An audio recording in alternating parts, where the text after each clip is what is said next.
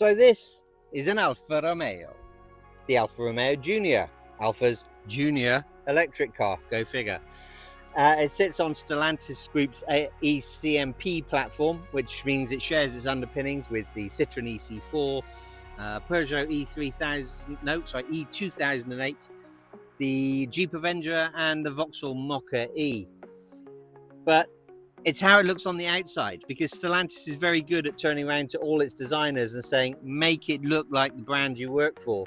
And among the house of brands, Alfa has done a great job here of making it look, characterful, sporty, stylish, Italiano. Of course, in this sort of Alfa red, that really stands out. But are looks deceiving? This is the Speciale, which sits in the middle of the Junior Elettrica range, topped out by the Veloce, which seems to be the reviewer's favourite. 156 horsepower or 115 kilowatts, depending on how you measure your electric motor output. 260 newton meters of torque. 0 to 62 miles per hour. Not really sporty Alfa statistic here at 9 seconds, nor is a top speed of 93 miles per hour. But with a driving range of around about 254.8 miles on the WLTP cycle, you are of course sacrificing a bit of performance for range. It does come into its own as a car to be driven, and I don't mean that in a traditional Alfa sense, because it's not sporty, but it is nice, comfortable, the steering's good, its suspension deals with many of the bumps, a little firm on occasion, but it's an electric car, they weigh a lot, and it's kind of chuckable, really, in a way that's fun without being overly sporty. It doesn't really have pretenses, which you sort of expect of an Alfa. You expect that character. I don't know that it's got Alfa character, but it does still have that Alfa DNA. In fact, literally it has Alfa DNA, because the drive modes are still called DNA, which is dynamic, natural, and advanced efficiency in this case.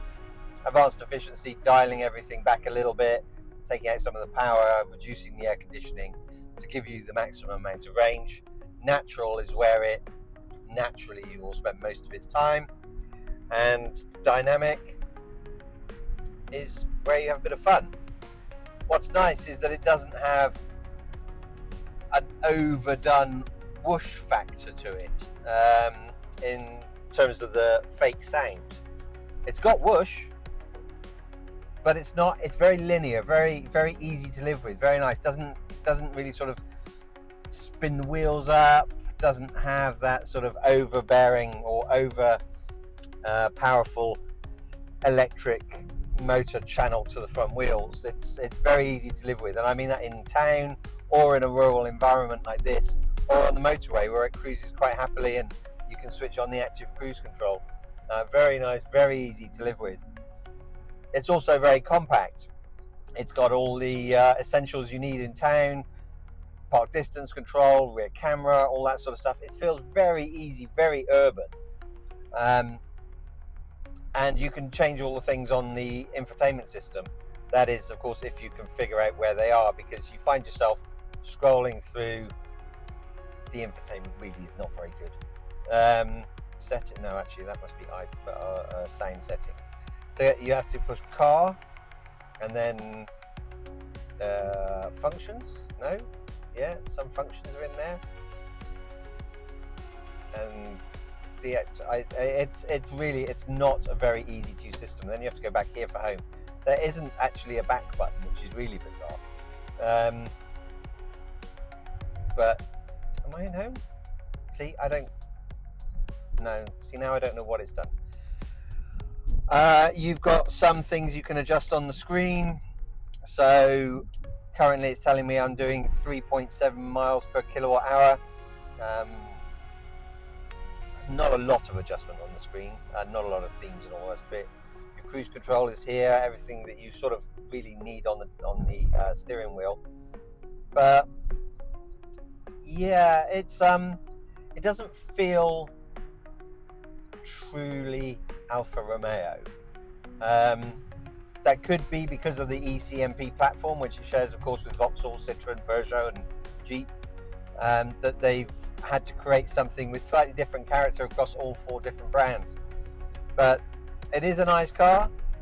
Pricing, as you can see here, perhaps a little on the steep side when you compare to things like the Renault 5 and other models, which are starting to come in quite a bit cheaper. The Alfa Romeo Junior Elettrica Speciale hasn't quite met my expectations. It hasn't been Speciale enough. It hasn't been enough Alfa Romeo. It is a great all-round electric crossover. 254 miles of range, lovely linear performance, great styling. It looks very Alfa Romeo, and a lovely interior too. Very comfortable, nicely laid out. It does have a few irritating flaws, which I don't know that I could live with either. But as an all-round electric crossover, there's a lot going for it. It's just not Speciale enough. For that, you probably need to look Veloce.